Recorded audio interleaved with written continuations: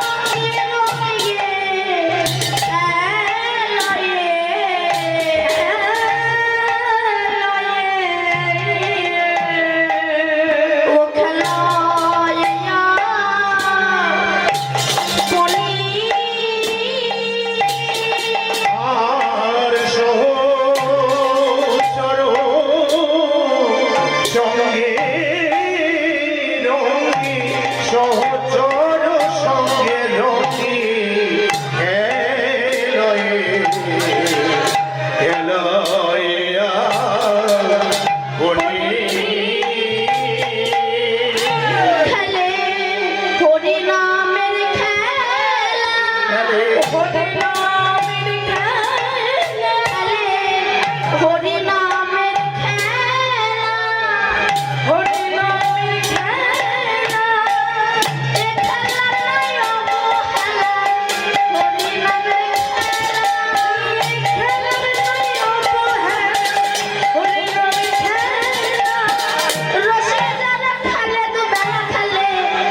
হরি নামের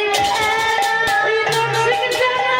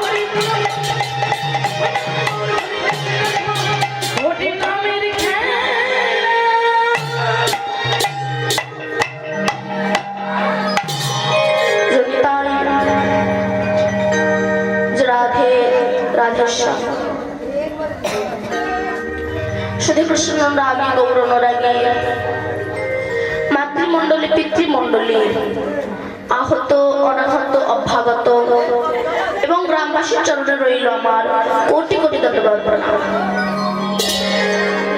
যারা আমার রাধা গোবিন্দের গৌর নিতায়ের রাতুল চরণে আশ্রয় গ্রহণ করেছেন তাহাদের সবাকার চরণে রইল আমার কোটি কোটি দণ্ডবত প্রণাম। তারপরে প্রণাম জানাই আজ আমি জানাদের জন্য আপনাদের মতো ভক্ত সম্মুখে হরি কথা কৃষ্ণ কথা গোবিন্দের লীলা কথা বলতে পারছি। তারা হলেন আমার পিতা এবং মাতা, তাদেরকে জানাই সশ্রদ্ধ ঘনিষ্ঠ প্রণাম। তারপরে প্রণাম জানাই আমার দীক্ষা গুরু শ্রী মৃন্ময় অধিকারী মহাশয়ের চরণে এবং তারপরে প্রণাম জানাই আমার শিক্ষা গুরু সুনামধন্য কীর্তনিয়া শ্রী রাধাপদ ঘোষ মহাশয়ের চরণে এবং আপনাদের মতো ভক্তদের চরণে কীর্তন জগতের সবচেয়ে কনিষ্ঠতম কীর্তনিয়া আমি দীপান্বিতা কৃষ্ণ দাসী ও আমার এই ক্ষুদ্র সম্প্রদায় গৌর গোপাল সম্প্রদায়ের তরফ থেকে রইল কোটি কোটি ধন্যবাদ। তবে মা আমি তো সামান্য কলিহত যে যার মধ্যে নাই কোনো কৃষ্ণ ভজন, যার মধ্যে নাই কোনো কৃষ্ণ সাধক, যে জানে না কিভাবে আমার গোবিন্দ চরণে একটা তুলসী পত্র অর্পণ করতে হয়, যে হা নিতাই বলে কাঁদতে পারে না, হা গৌর বলে দুঃখটা চোখের জল ফেলতে পারে না, সে কেমন করে আপনাদের মতো ভক্ত সম্মুখে বলবে ভগবান শ্রী মধুর নাম? কারণ সে হেন ভগবান সমুদ্রবদ্ধ আর সমুদ্রের ভিতরে লুকিয়ে রয়েছে গোবিন্দের সেই দত্তরূপী রত্ন। আমার মতে একজন অনুপযুক্ত ডুবুরির পক্ষে সম্ভব নয় সমুদ্র গর্ভ থেকে সেই তত্ত্বরূপী রত্নকে তুলে নিয়ে এসে আপনাদের সামনে প্রচার করব। তবে মা পারি আপনাদের মতো ভক্ত পদধূলা মাথায় নিয়ে, গৌর গোবিন্দের আশীর্বাদ মাথায় নিয়ে, আমার গুরুদেবের আশীর্বাদ মাথায় নিয়ে শুরু করব আমি আমার গোবিন্দের সেই মধুর নাম।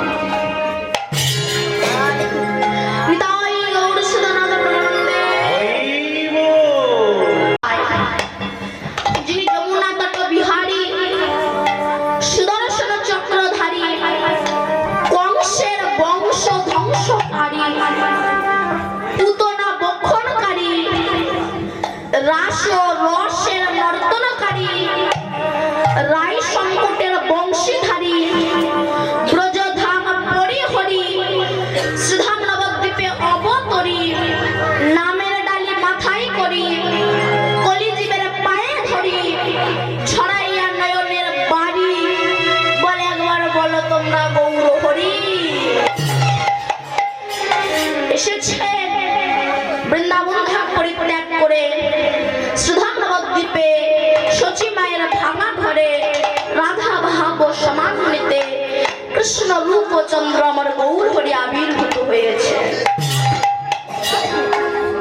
তাই বলছে অবতারের সার গোড়ায় অবতার কেন না চিনিলি তারে করি নিরেবাস গেল না পিয়াস আপন কর্ম ফেরে। জলে বাস করেও যেমন মাছের তৃষ্ণা মেটে না, তিনি পশ্চিম বাংলার মানুষ, এদের এই পশ্চিম বাংলায় জন্মগ্রহণ করে ওদের গৌর গোবিন্দ ভজন করা হলো। এটি মহাপ্রভু প্রথম কথা। করি নিরেবাস গেল না পিয়াস আপন কর্ম ফেরে। মানুষ নিজের কর্ম ফেরে ঘাত প্রতিঘাত আঘাত লাঞ্ছনা পায়। তো কর্ম ফেরটা কি না অহংকারে মত্ত হইয়া নিতাই পদ পাশরিয়া অসত্যকে সত্য বলে মানে। আমাদের কিছু থাক বা না থাক অহংকারটা কম নাই, আর এই অহংকারের জন্যই আমরা সত্যকে মিথ্যা রূপে দেখি আর মিথ্যাকে সত্য রূপে দেখি। সত্য মিথ্যাটা কেমন না ছেলে আমার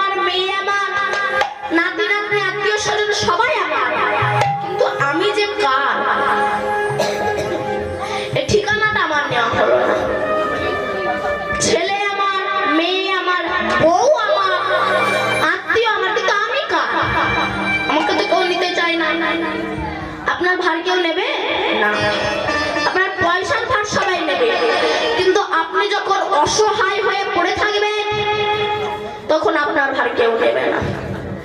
তাহলে সত্য মিথ্যাটা কেমন? না আপনি একটা অন্ধকার ঘরের দরজা খুলেছেন, দেখছেন একটা সাপ পড়ে আছে, কিন্তু ওটা সাপ নয়, ওটা হচ্ছে দড়ি। যে আলমারিটা ছিল ওটা ভূত হয়ে গিয়েছে। দেখাচ্ছে কে? অন্ধকার, অহংকার। অহংকার কি দেখাচ্ছে? দড়িকে সাপ দেখাচ্ছে, আলমারিকে ভূত দেখাচ্ছে। সারাটা রাত আমি ঘরের বাইরে দাঁড়িয়ে রইলাম, ওই সাপ ওই ভূত, ওই সাপ ওই ভূত। কিন্তু পরের দিন যখন সকাল হলো, সূর্যের কিরণ ঘরে প্রবেশ করলো, তখন আমার ভ্রান্তিটা ভাঙলো। হায় হায় রে, সারাটা রাত আমি বাইরে কষ্ট করে দাঁড়িয়েছিলাম, তো সাপ না তো দড়ি, তো আলমারি না তো ভূত না তো আলমারি। তাহলে দেখাচ্ছিল কে? অন্ধকার, অহংকার। তেমনি জগতে কেউ যে কারণ নয়। এই যে আমার আমার আমার আমার করি, এই আমার আমারটা করি কেন? অহংকারের দাপটে। কিন্তু দেখবে যাদেরকে বেশি দিয়ে যাবে তাদের কাছে বেশি করে যাতনা লাঞ্ছনা পেতে হয়। সংসারে যাদেরকে সারাটা জীবন আপনি উজাড় করে দিয়ে যাবে তারাই আপনাকে বেশি করে কষ্ট দেবে। কিন্তু আত্মসম্মানের ভয়ে কিন্তু কেউ কারোর সঙ্গে বলে না নিজের মনের কথাটা। কারোর বউ যদি গালে চড় মারে, সে কি গিয়ে বলবে কাল আমার বউ আমারে মেরেছিল? বলবে? তা বউ যদি মারে রসগোল্লার মতো খায়, কিন্তু বাবা যদি মারে সেন্টিমেন্ট লাগে, বড় হয়ে গেছে দেখতে পাও না? তা সংসারে সবাই সবাইকে ঝাঁটা লাথি মারে, আত্মসম্মানের ভয়ে কেউ কারোর সঙ্গে বলেন, এবং বললে অত্যাচারের মাত্রাটা আরো বেড়ে যাবে। হরি বল, হরি বল। পৃথিবীতে হেন কোনো বাবা মা নাই যে তাদের হৃদয়ে ব্যথা নাই, তাদের দুই চোখে জল নাই। সেই বাবা মা সুখী কোন বাবা মা? যাদের পয়সা আছে তাও সুখী নয়, দেখতে পাচ্ছি তো, তাও ঘর ছাড়তে হচ্ছে। আত্মসম্মানের ভয়ে কেউ কারোর সঙ্গে বলছে না, এবং বললে অত্যাচারের মাত্রাটা আরো বেড়ে যাবে। অত্যাচারের মাত্রা আরো বেড়ে যাবে। কেমন? তিনটে কুকুর, বেশ একই রকম দেখতে, একই রকম কালার, তারা আবার বেশ ভালো বন্ধু। তো এই তিনটে কুকুর রাস্তা দিয়ে যাচ্ছে, যেতে যেতে যেতে দেখছে একটা বাড়িতে বিয়ে হচ্ছে, 20-21 খানা খাসি করেছে। এখন এই মাংসের গন্ধ যদি কুকুরের নাকে যায়, খাওয়ার লোভ হয়েছে। তো প্রথম কুকুরটা গিয়েছে খাবে বলে, চারিদিকে তো প্যান্ডেল করা, কোথা থেকে ঢুকবে? তো কোন রকম একটা ছিদ্র দেখে তার ভিতরে মাথাটা ঢুকিয়েছে। মাথা যখন ঢুকেছে, বাকিরে ঢোকাতে বেশিক্ষণ লাগে না। ব্যাস ভেতরে গিয়ে একদিকে দেখছে মাংস রান্না হচ্ছে, একদিকে কত রকমের মিষ্টি। ও গিয়ে যেই না মুখ দিতে যাবে, যে রান্নি রান্না করছিল, ওই যে গরম জ্বলন্ত কাঠ, আগুন দেওয়া কাঠ, ওই ছুঁড়ে বেড়েছে। একে উঁচু করতে করতে বেরিয়ে এসেছে। তো আর দুটো কুকুর বলছে কি রে, এই গেলি আবার এই গেলি? তখন প্রথম কুকুরটা বলছে বলিস রে, যাওয়ার সঙ্গে সঙ্গে গরম গরম। এর কি দুটো মানে হয়? একটা হচ্ছে গরম গরম খেতে দিয়েছে, আর হচ্ছে গরম কাঠ ছুঁড়ে বেড়েছে। কিন্তু আত্মসম্মানের ভয়ে বলছে না, বলছে যাওয়ার সঙ্গে সঙ্গেই গরম গরম। দ্বিতীয়টা যখন গিয়েছে, যে রান্না করছিল, ওরে বস্তার ভিতর ঢুকিয়ে আচ্ছা ঠেকান ঠেঙিয়ে তারপরে ছেড়েছে। তো এই দুজনা বলছে কি রে, তুইও তো তাড়াতাড়ি এলি? বলে বলিস নে, যাওয়ার সঙ্গে সঙ্গেই বসিয়ে দিল। বা 3 নম্বর কুকুরটা যে গিয়েছে, একই রকম দেখতে, তো রানী ভাবছে একটাই কুকুর বারবার আসছে, ওরে বস্তার ভিতর ঢুকিয়ে আচ্ছা ঠেঙা ঠেঙিয়ে বেঁধে রেখে দিয়েছে। সবার খাওয়া দাওয়া শেষ, আবার সবাই ঠেঙিয়ে তারপরে ছেড়েছে। তো এই দুটো কুকুর বলছে কি রে, তোরা তো দেরি হলো? বলে বলিস নে, পেলে কি আর ছাড়ে রে।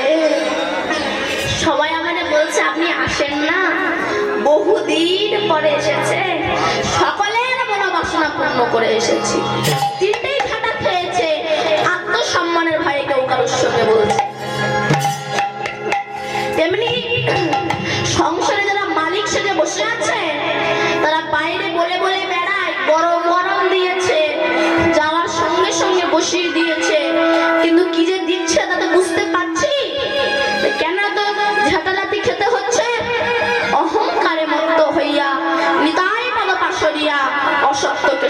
বলে। তাই সেই গৌর হরি এসেছে, তোমরা বিলম্ব করো না, একটু হরি নাম করো, একটু গৌর ভজন করো। তোমরা গৌর ভজ,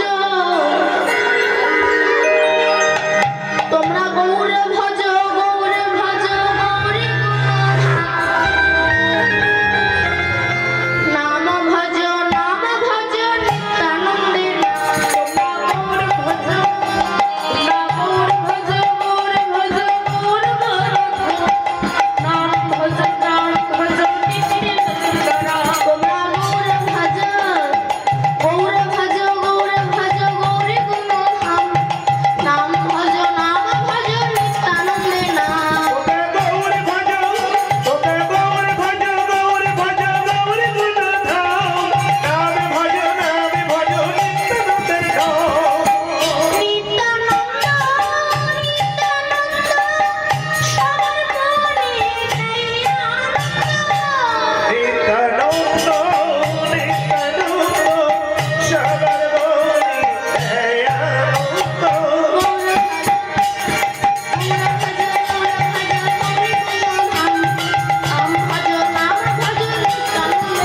তোকে গৌর ভজ, তোকে গৌর ভজ, গৌর ভজ, গৌর গুণধাম। নাম ভজ, নাম ভজ নিত্যানন্দের ধাম।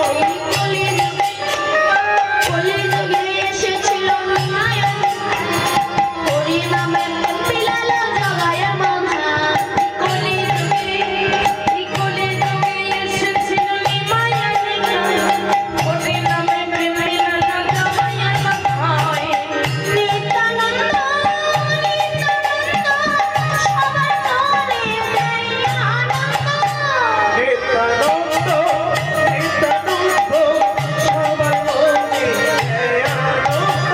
গৌর ভজ, গৌর ভজ, গৌর গুণধাম।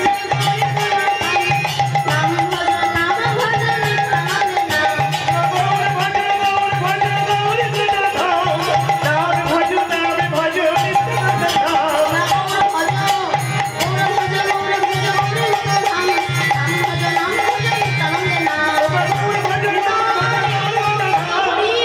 ভজ, নাম ভজ নিত্যানন্দের নাম।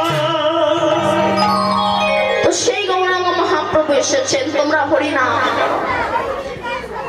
হরিনাম করলে কি হবে না, হরিনাম করলে গাড়ি বাড়ি হয় না, টাকা পয়সা হয় না, ব্যাংক ব্যালেন্স হয় না, ইউনিভার্সিটি ডিগ্রি বাড়ে না, নেতা হওয়া যায় না, মোস্তান হওয়া যায় না।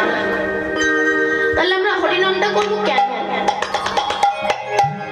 হরিনাম করে যখন কিছুই হয় না, নাম করবো কেন?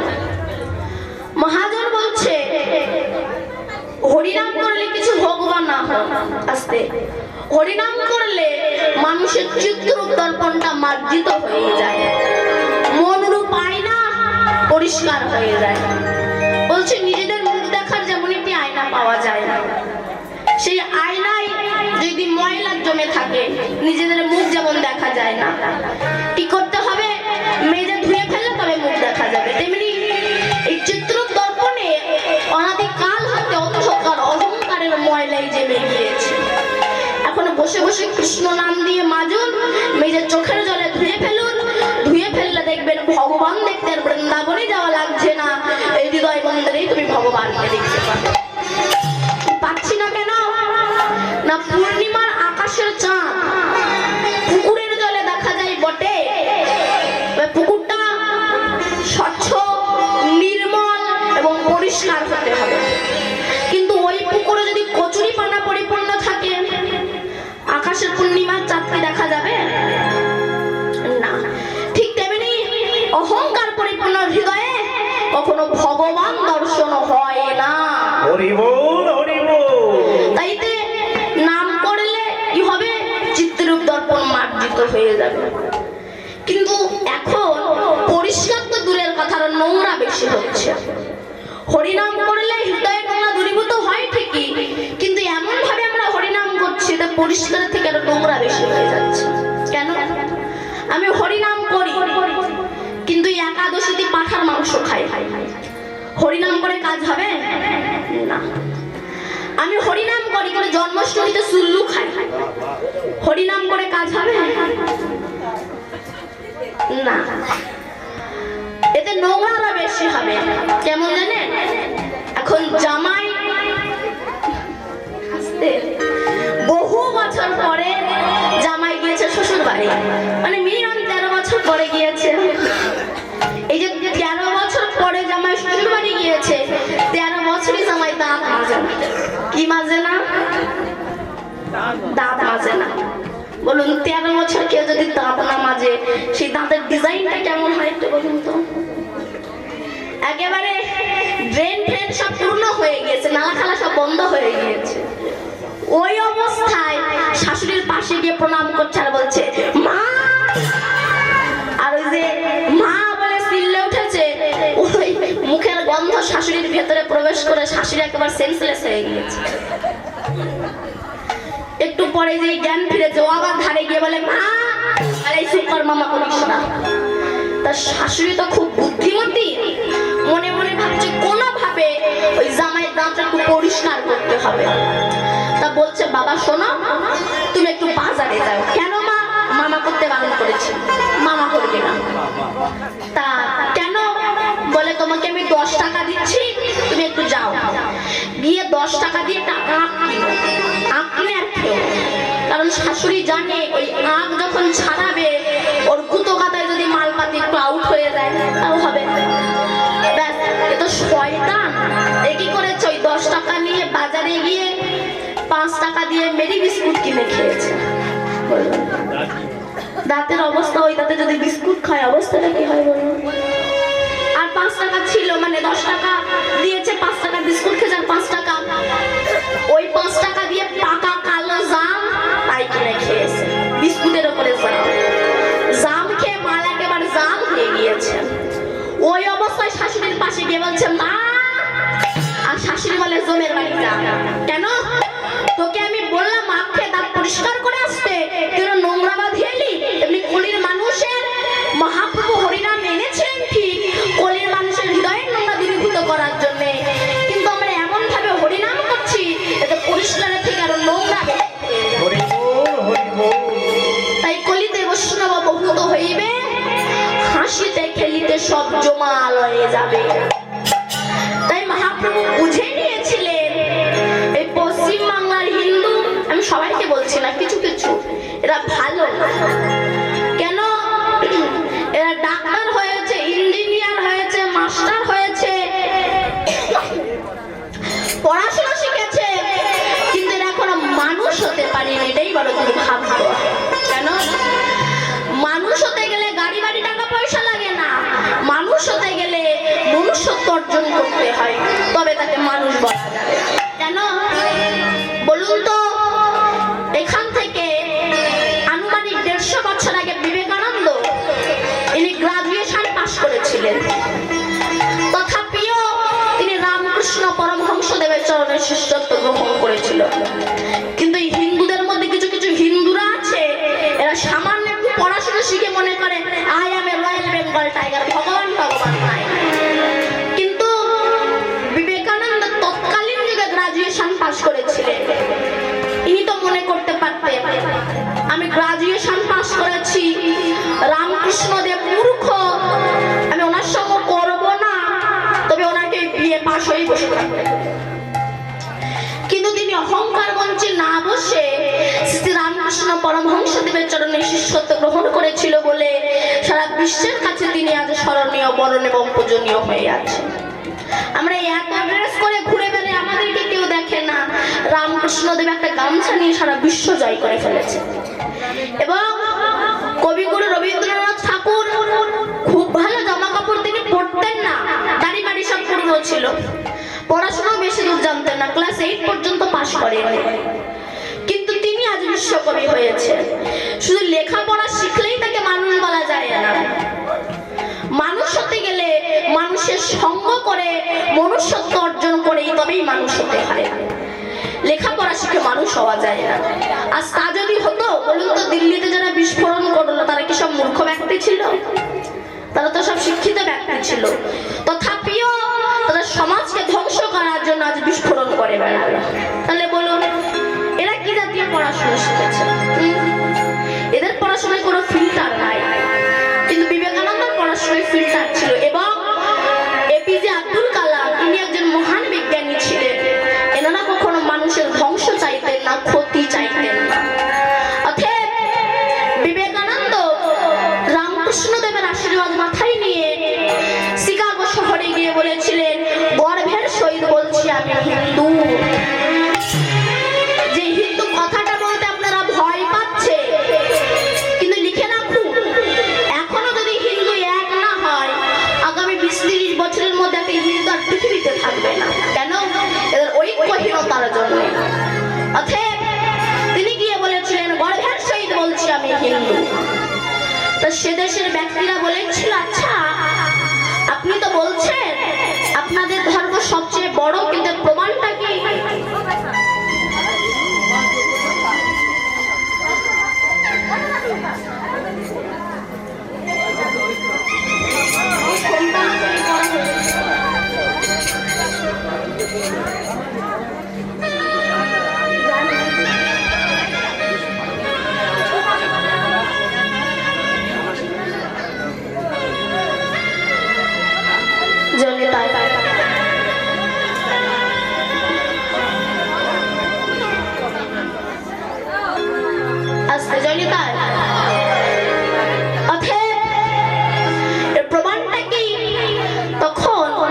বিবেকানন্দ বলেছিলেন, হিন্দু ধর্ম ত্যাগের ধর্ম, আদার্স ধর্ম ভোগের ধর্ম। কেন? হিন্দু বলে মাছ খেও না, মাংস খেও না, বেশি বিয়ে করো না, বেশি বাচ্চা নিও না, ত্যাগ। অন্য ধর্ম বলে ভোগ পাইতে শ্রেষ্ঠ। তাই সে দেশের ব্যক্তিরা বলেছিল, ঠিক আছে আপনি তো বলছেন আপনাদের ধর্ম সবচেয়ে বড়, কিন্তু বলুন তো স্বামীজি, পৃথিবীতে যত যত গ্রন্থ আছে কোন গ্রন্থ সবচেয়ে বড়? স্বামীজি বুঝে নিয়েছিলেন আমাদের ধর্মকে ছোট করার ষড়যন্ত্রের একটা জাল বিস্তারিত করা হচ্ছে। তাই তিনি বললেন, আমি মুখে বলতে পারবো না, টেবিলে সব গ্রন্থগুলো রাখো, আমি দেখে বলে দিচ্ছি। তো সে দেশের ব্যক্তিগণ হিন্দু ধর্মকে ছোট করার জন্য হিন্দু ধর্মের গীতাটা সবার নিচে দিয়ে তারপর সমস্ত শাস্ত্র গ্রন্থ রেখে দিয়েছে। স্বামীজি হেসে বলছে, বিচার তো আপনারা করেই রেখেছেন। কেন? গীতা যদি নিচে থাকে গীতাই বড় হবে। কেন? আরে মশাই বুঝলেন না, ভার যে সইতে পারে সেই তো বড় হয়। ভিতরূপে আমার গীতা দাঁড়িয়ে আছে, তার ওপরে আপনি আছেন। আমার গীতাকে নিশ্চিত টান দিলে আপনি পড়ে যাবেন। গীতা আছে তাই আপনি আছেন, তেমনি হিন্দু ধর্ম আছে তাই তাই হরিবল বলে সমস্ত ধর্ম আছে। কিসের দ্বারা বলেছিল? বিয়ে পাশের দ্বারা নয়, রামকৃষ্ণদেবের আশীর্বাদের দ্বারা শিকাগো শহরে গিয়ে বলেছিলেন, গর্ভের সহিত বলছি আমি হিন্দু। তাই মহাপ্রভু বুঝেছিলেন পশ্চিম বাংলার হিন্দুরা ভালো না। কেন? এরা যেখানে খাওয়া পায় দলে দলে এরা সেখানে যায়। যদি কেউ ইস্কন মঠে যান, ওখানে গেলে দেখতে পাবেন ওই ওখানকার যে সাহেবরা তারা জানে বাঙালিরা খেতে ভালোবাসে, তাদেরকে একটু খাওয়াতে হবে। ওখানে বিকেল বেলায় খিচুড়ি প্রসাদের ব্যবস্থা করা আছে, অপূর্বতে খিচুড়ির ব্যবস্থা করা আছে। আর এই হিন্দুরা এরা নিজেদের বউদেরকে নিয়ে ওখানে হ্যানিমুন করতে যায়। তো আর হ্যানিমুনে গিয়ে লাইনে দাঁড়ায় বিকেল বেলায় খিচুড়ি খাওয়ার জন্য। এবার যিনি খিচুড়ি দিচ্ছেন শুধু লাইনে দাঁড়ালেই হবে না, আপনি যতবারই পদে থাকুন না কেন, যিনি খিচুড়ি দিচ্ছে তিনি আপনাকে বলবে, বলুন হরে কৃষ্ণ। হরে কৃষ্ণ। আর আমি সারা জীবন হরে কৃষ্ণ না বলে খিচুড়ি খাওয়ার লোভে তখন গিয়ে বলি হে হরে কৃষ্ণ। হরে কৃষ্ণ। ওরা জানে ছাগলে যদি না হাঁটে, সামনে একটা কাঁঠাল পাতা ধরে আগে আগে হাঁটো, ছাগল টানা লাগবে না, ছাগল আপনার পশ্চাৎ ধাবিত হবে কাঁঠাল পাতার লোভে। এমনি যারা কৃষ্ণ কথা বলে না, কৃষ্ণ নাম শোনে না, এদেরকে খিচুড়ি খাওয়াতে হবে। আর খিচুড়ি খাওয়ানোর লোভে এদেরকে কৃষ্ণ নাম বলাতে হবে। তাই সেই গৌরাঙ্গ মহাপ্রভু এসেছেন তো সুরধনির তীর দিয়ে যখন নাম গাইতে গাইতে যাচ্ছেন, তাই দেখে আমার বৈষ্ণব কবি পদখানা লিখেছে কি খেলায় বিনোদ খেলা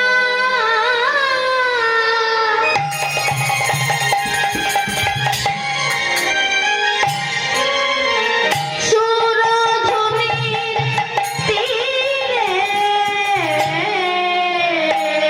খেলায় বিনোদ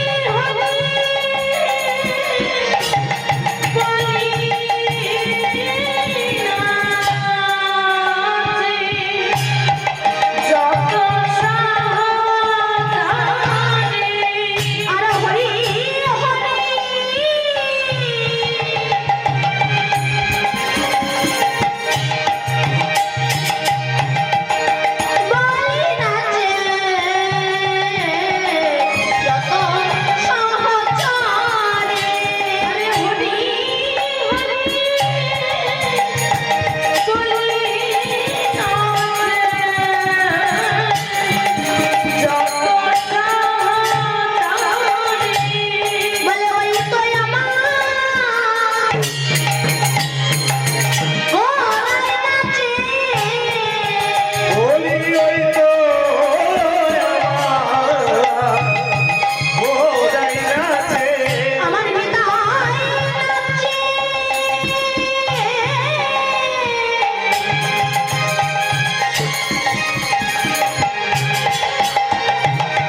পাছে পাছে ওই তো আমার গোড়াই নাচে তাই নাচে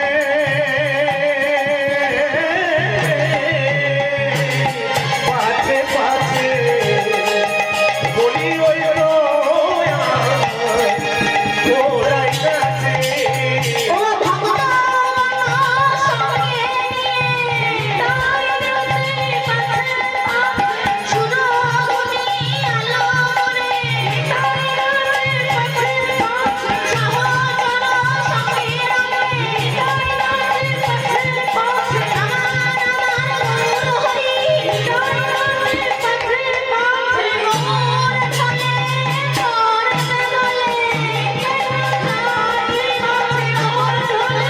বেদলে বলে ওই তো তাই নাচে গৌর হয়ে এসেছে হরিনাম কর তাই বলছে ক্ষমতাকে কেউ যদি অপব্যবহার করে মানুষ দুর্বল হয়ে পড়ে বলুন তো পঞ্চ পাণ্ডবের মধ্যে সবচেয়ে কার গায়ে বেশি শক্তি ছিল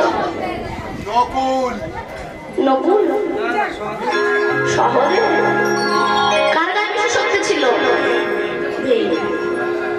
এই ভীমের গায়ে বেশি শক্তি ছিল বলে এ কাউকে পাত্তা দিত না নিজের ইচ্ছা মতো চলাফেরা করতো কেন আমার গায়ে শক্তি আছে, আমি যা ইচ্ছা তাই করবো বাবা তোমার ওপরেরও যে একজন আছে তুমি ভাববে না জোসনা পোকা যেন জোসনা পোকা জোনাকি পোকা জোনাকি যেন ওই জোনাকি পোকার পেছনে আলো জ্বলে বলে জোনাকি পোকা মনে মনে ভাবে আমি সারা জগৎকে আলো দান করি, আমার উপরে কেউ হতেই পারে না, আমি জগৎকে আলো দান করি, আমার আলোয় জগৎ চলে, আমার পেছনের আলোয় জগৎ চলে।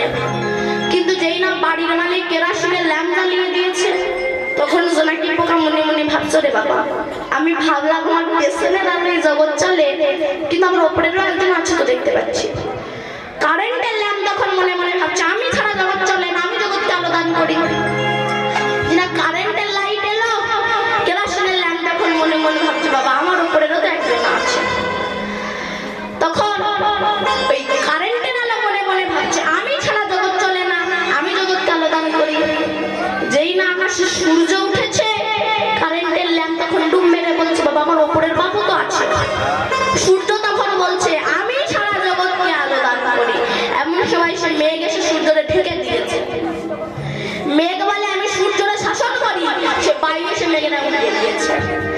তুমি ভেবো না আমি সব করি, ভগবান যদি তোমার করা বন্ধ করে দেয় তোমার জীবন প্রদীপ লিখে যাবে। তাইতে এই ভীমের গায়ে বেশি শক্তি ছিল বলে নিজের ইচ্ছা মতো চলাফেরা করতো। তাই ভীম একদিন যাচ্ছে, যেতে যেতে বনের ভিতর দিয়ে যাচ্ছে, যেতে যেতে বাঘ ধরে তুলে আছাড় মারে, সিংহকে ধরে তুলে আছাড় মারে। গায়ে শক্তি আছে তো বাবা, তুমি সব জানো, এটা ভাবলে হবে না। কেন জানে? এক গেজেটেড অফিসার নদী পার হচ্ছে, তার নিজের গর্ভের কথাটা মাঝিকে শোনাচ্ছে। জানো মাঝি, আমি একজন গেজেটেড অফিসার। তো মাঝি বলছে, হ্যাঁ আপনি শিক্ষিত মানুষ, তো তোমাকে কোনো প্রশ্ন করবো, বলতে পারবে? বলে বলো। আচ্ছা বলো তো দিন রাত হয় কেন? তো মাঝি বলছে, স্যার আমি মূর্খ, মাঝি বলতে পারবো না। আচ্ছা বলো তো অমাবস্যা পূর্ণিমা হয় কেন? না স্যার আমি পড়াশোনা শিখিনি, স্কুলে যাইনি, বলতে পারবো না। আচ্ছা বলো তো জোয়ার ভাটা হয় কেন? না স্যার আমি জানি না। দেখ তুমি কিচ্ছু জানো না, সালাম। যেই না নৌকা মাঝপথে এসেছে, ভীষণ